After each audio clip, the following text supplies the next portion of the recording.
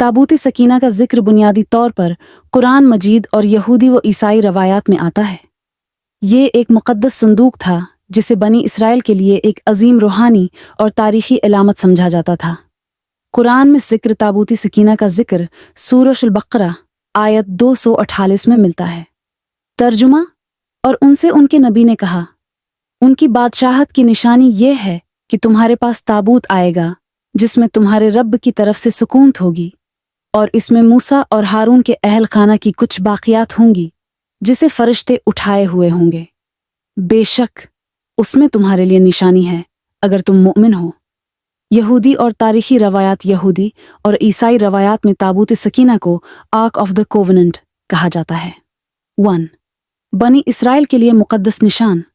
कहा जाता है कि हज़रत मूसा अलैहिस्सलाम के दौर में अल्लाह ने उन्हें हुक्म दिया कि वो एक ख़ास मुक़द्दस संदूक हो बनाएं जिसमें तौरात की तख्तियाँ, हज़रत मूसा का असा और कुछ देगर मुक़द्दस अशिया रखी जाएं। 2. फ़तह व नसरत की अलामत। बनी इसराइल जब भी जंग पर जाते तो ताबूत सकीना को अपने साथ रखते और ये उनके लिए कामयाबी की निशानी था। 3. छन जाना और वापसी।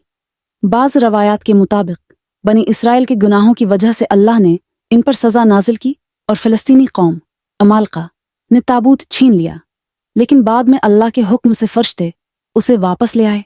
4. गुमशदगी।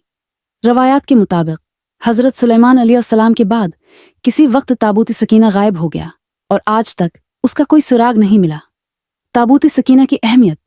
ये बनी इसराइल के ईमान, रहनुमाई और अल्लाह की रहमत की इलामत था। इसमें सुकूनत सकीना यानी अल्लाह की बरकत और रहमत थी। उसका आना बनी इसराइल के लिए हक की निशानी समझा जाता था। क्या ताबूत सकीना आज भी मौजूद है? इस बारे में मुख्तलिफ नज़रियात हैं।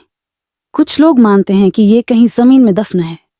कुछ के मुताबिक ये यहूदी हैकल टेम्पल ऑफ है सोलोमन में था और अब गुम हो चुका है।